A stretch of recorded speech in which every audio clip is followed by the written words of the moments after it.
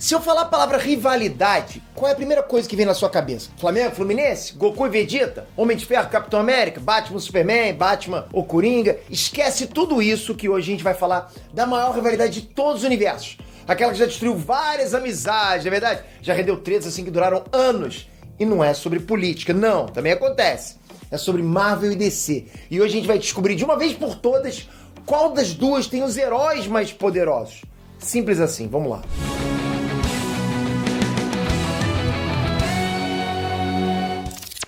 Enes Trunks, Peter aqui. E não tá nada Trunks. Marvel vs DC é a maior rivalidade da cultura pop, provavelmente, né? É aquela discussão que é tão longa, tão cheia de desdobramentos, tão complexa, que geralmente ela acaba porque as pessoas cansam, ou sei lá, o assunto muda no meio da conversa, não tem como um convencer o outro, é sempre assim. E isso eu tô falando lá de antigamente, quando só tinha os quadrinhos mesmo, porque agora tem os filmes, né? Essa discussão só ficou ainda mais complicada, né? Saíram os quadrinhos, continuam os quadrinhos, chegaram os filmes, cada vez mais coisa. Mas hoje nesse vídeo a gente vai fazer a comparação direito, sabe? De uma vez por todas. Sim, eu sei o tamanho do vespeiro que eu tô mexendo. Você acha que eu não sei? Já tem gente aí louca comigo. Eu já sei o tamanho da treta que isso pode dar, mas vamos com calma, vamos analisar várias coisas. E como é que a gente pode fazer isso do jeito mais certo, né? E mais justo possível. O negócio vai funcionar desse jeito. A gente vai comparar dois heróis, um da Marvel e um da DC, em categorias, ok? Como assim? Você vai entender durante essa comparação e depois a gente conclui para ver quem tem os heróis mais poderosos, se é a Marvel ou a DC. Bora lá?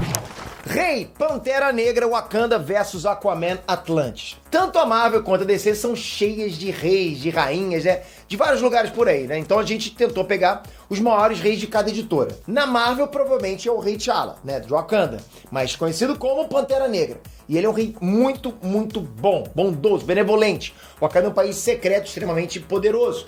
E o Pantera Negra é praticamente um exército de um homem só. Tanto por causa do traje como da erva de coração nativa de Wakanda que dá os poderes dele. Só que se você acompanha os quadrinhos, você sabe como é que terminaria uma luta entre o Pantera Negra e o Aquaman. Porque isso já meio que aconteceu. Só que tudo bem, não era Aquaman, era o Namor, que convenhamos é parecido. A real, galera, é que o Aquaman, além de ser rei de Atlantis, é praticamente um deus. Ele ia inundar o Wakanda inteira, do mesmo jeito que o Namor fez. Numa luta só, um contra um, cara, no mano a mano, a coisa até ia ficar mais equilibrada. Mas mesmo assim, o Aquaman é muito poderoso, não ia dar pro T'Challa. 1-0 pra DC. Ser mitológico, Thor versus Mulher Maravilha. A DC e a Marvel também são cheias de deuses, né? Semideuses, às vezes deuses iguais aos que a gente conhece da mitologia do mundo real. Outros criados só nos quadrinhos mesmo. E esses deuses também acabam criando heróis, tendo filhos, essas coisas. E aí que a gente chega ao Thor da Marvel e na Mulher Maravilha da DC. Dois seres mitológicos extremamente poderosos. Os dois têm um nível de força mais ou menos parecido. Já enfrentaram os piores inimigos que existem, cada um no seu universo. É claro, Marvel e DC. Mas a gente tem que escolher um vencedor. E aí que entra um martelo chamado Mjolnir. A Mulher Maravilha também tem umas armas legais. Tem os braceletes, né, o laço, mas eles não dão pra ela um poder tão grande quanto o Mjolnir dá pro Thor. Então, por pouco, ele acabaria ganhando e empatando a parada agora, 1-1. Mago, Doutor Estranho versus Zatanna. De novo, nos dois universos, a gente tem magia em todo lugar. Várias entidades mágicas, coisas assim. E quem praticamente trouxe isso pra Marvel foi o Doutor Estranho, que é simplesmente o mago supremo da Marvel. Provavelmente não existe ninguém mais poderoso do que ele nisso, nesse quesito. O mago mais poderoso da DC não é um mago, é uma maga, a Zatanna, filha do Giovanni Zatara. Ela é bem mais poderosa do que o pai e pode fazer praticamente qualquer coisa só falando as palavras ao contrário. Qualquer coisa mesmo. Mas assim, mesmo que o Doutor Estranho não tenha esse negócio de falar ao contrário, né? Fazer os feitiços dele ao contrário, ele faz os feitiços dele com as mãos. O cara ainda tem um cargo ali na Marvel. O maior cargo possível para um mago supremo.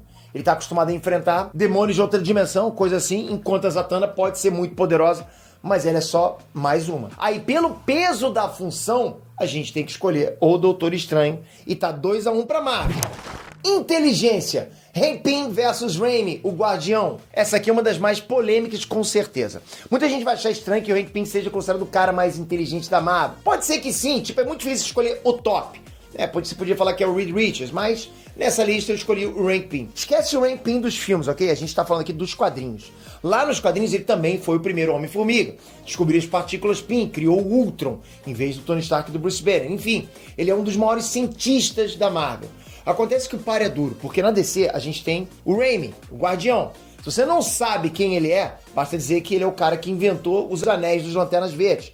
Ele simplesmente uniu magia e ciência, além de ter criado o Amazon, né? Um robô assim como o Ultron, só que esse robô pode copiar os poderes de qualquer membro da Liga da Justiça, só isso. É difícil bater o Raimi. Então, na boa, tá empatado de novo, 2-2. Precisão, Gavião Arqueiro versus Arqueiro Verde. O Gavião Arqueiro e o Arqueiro Verde são dois caras que a gente tem que respeitar demais. Os dois estão cercados aí de gente cheia de superpoderes, na verdade, combatendo todo tipo de alienígena, coisa absurda e tudo mais, mas eles mesmos, o Clint Barton e o Oliver Queen, são só dois caras normais, a não ser por um detalhe. Eles nunca erram o alvo das flechas, nunca. Tipo, nunca mesmo. Isso daria um empate técnico, são dois humanos normais com habilidades idênticas. Mas aí o desempate vem no tipo de armamento que eles usam. O Arqueiro Verde tem bastante coisa legal. Tem flecha que dispara redes, tem aquela clássica dele com aquela luvinha de boxe na ponta. Só que quando a gente vai ver as flechas do Gavião Arqueiro, vai ter explosivo. Flecha de vibrânio, ou seja, uma coisa muito mais tecnológica do que no caso do Arqueiro da DC. Aí fica mais fácil de fazer o desempate. E é 3-2 pra Marvel. Telepatia, Jean Grey versus Ravena. Aqui a gente tem dois tipos bem diferentes de telepatas, né? De pessoas com poderes mentais.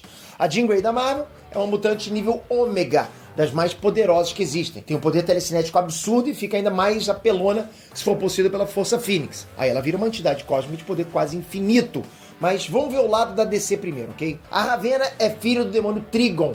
E a telepatia dela é bem mais um lance de manipulação de sentimentos. Uma pegada diferente da Jean. Para competir com a Força Fênix, a gente pode pensar na Ravena possuída pelo próprio pai, o Trigon, como já aconteceu algumas vezes, e mesmo assim ela perderia. Acontece que o Trigon é um demônio, e a Fênix já apareceu exorcizando uma ordem inteira de demônios uma vez. Então não tem nem o que pensar. A Ravena, quando tá possuída, ameaça o planeta inteiro. Agora sim, a Jean Grey possuída é uma ameaça a nível universo, nível, no mínimo, sistema solar. Então ela é outro nível mesmo. 4-2 Marvel.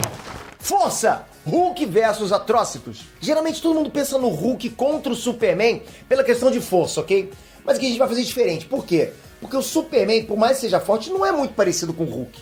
Né? Então a gente tem que escolher algum personagem muito próximo, entendeu? Então a gente tá pegando sempre personagens muito próximos um com o outro. O Hulk, você sabe, é o gigante esmeralda da Marvel, o personagem mais forte de todos em força física mesmo. Tudo bem, pode ser questionável, mas ele nasceu pra ser o personagem mais forte, ok? Ah, ele também é o cara mais pistola da Marvel. Ele só atinge a transformação quando tá com muita raiva e é incontrolável na maioria das vezes. Na DC, o mais próximo que a gente tem é o Atrocitus, o líder da tropa dos Lanternas Vermelhas, que tem poderes de fogo e também de raiva. Muita raiva, o cara fica com raiva. Aqui o Anel de Lanterna Vermelha até daria alguma vantagem pro Atrocitus. Tem magia envolvida na parada. Só que se a gente lembrar o tanto de gente que o Hulk já surrou na Marvel, daí pra imaginar que ele ia dar um jeito ali de comer o Atrocitus na porrada. E se bobear, ainda quebrar o anel do cara. O Hulk é complicado de se vencer. Quem lê a Marvel sabe disso. Então, mesmo assim, com o poder do Anel do Lanterna Vermelha, o Hulk venceria num duelo direto. E no histórico também. Então, não perca as contas, 5-2 pra Marvel. Velocidade, Mercúrio versus Flash. O Flash e o Mercúrio são os heróis mais rápidos de cada um dos universos. Só que essa daqui talvez seja a maior lavada. Na boa, a maior lavada. A maior diferença entre as comparações que a gente está fazendo. Eu vou explicar. O Mercúrio, Pietro Maximoff, irmão da Wanda Maximoff, que é Feiticeira Escarlate, é extremamente rápido. Consegue correr distâncias absurdas, fazer coisas muito rápidas no geral. E sim, isso é impressionante. Só que quando a gente vai comparar com o Flash, aí a coisa fica, na boa, meio absurda. Principalmente se for o Wally West, que segundo a própria DC, é o mais rápido de todos os Flash que já existiram. Acontece que enquanto o Mercúrio é um mutante, o poder do Flash vem da força da velocidade, que é um negócio que realmente transforma ele praticamente num deus da velocidade. É a própria velocidade em si. O Wally West, principalmente, é famoso por fazer umas coisas muito absurdas. Ele correu até o fim do tempo e voltou. Tipo, ultrapassou o tempo. Ele faz coisas tipo, coisas complexas, em picosegundos, que é o equivalente a um trilionésimo de segundo. Não dá nem pra imaginar uma loucura dessas. E eu vou te falar, mesmo se fosse o Barry Allen como Flash, nem assim ia dar pro Mercúrio. 5 Marvel, 3 DC. Gênio, Homem de Ferro versus Batman. Essa aqui poderia ser também a disputa pra ver quem é o mais rico, né? Tanto Bruce Wayne como o Tony Stark não tem nenhum tipo de superpoder. A não ser que a gente considere dinheiro e muita inteligência como superpoderes. Aí eles têm bastante. Os dois são bem importantes, cada um no seu universo. E todo mundo conhece eles. O Tony Stark é o Homem de Ferro, desenvolveu várias armaduras. Hoje em dia chega a usar nanotecnologia, mas todo tipo de parafernália para salvar o mundo, fora ainda ser playboy e filantropo. Olha que bacana.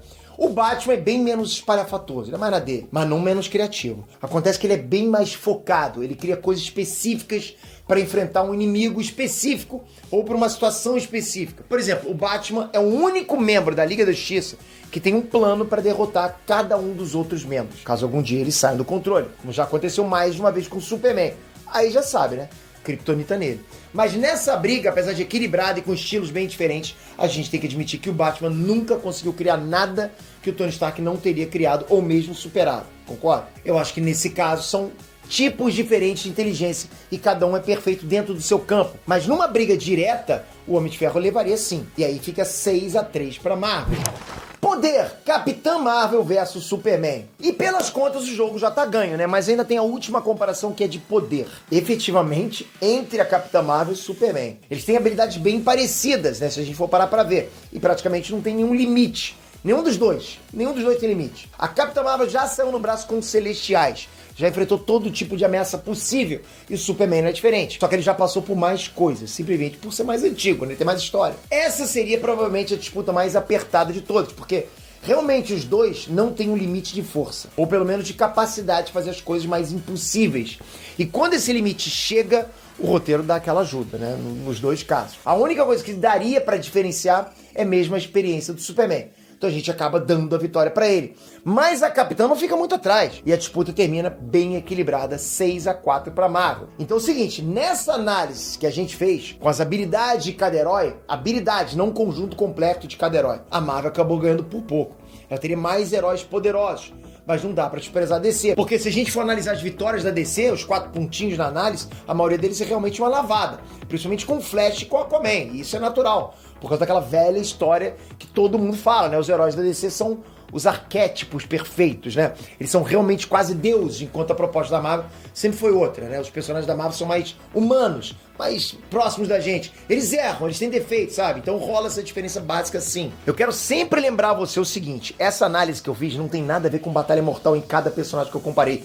Não! Foram habilidades únicas de cada um. Tipo telepatia de um contra telepatia de outro. Pode ser uma série de coisas que poderiam fazer efeitos e um outro personagem ganhar na briga direta, ok? Né? Por exemplo, eu não tô dizendo que o Homem de Ferro ganharia do Batman por ele ser mais gênio que o Batman nessa comparação que eu fiz aqui, tá? Lembrando que Batman, por exemplo, é um gênio também tecnológico, construiu armaduras maravilhosas, mas não é o foco dele nas histórias em quadrinhos, entendeu? Então tem várias coisas pra ser dita. Já no caso do Tony Stark é o foco dele. Por exemplo, Peter, por que você não comparou o Superman com o Hulk? Porque é um outro conjunto de poderes. Eu quis comparar aquela força bruta da forma que ela é. Um personagem que nasceu só pra ser forte, como o caso do Hulk e do Atrocitus. Não significa que uma luta direta um ganharia do outro. Nessa comparação simples que eu fiz. Tem vários outros quesitos, né? Hulk vai ficando mais forte, Hulk pode cansar, pode emitir muita radiação gama, então são outras coisas que a gente analisa. Aqui foi só habilidade versus habilidade. Única habilidade de cada um. Mas mesmo depois de toda essa análise, de todas essas comparações, eu quero saber o seguinte. Você concorda? Tem alguma comparação que a gente acabou não fazendo e vocês acham que ficou faltando?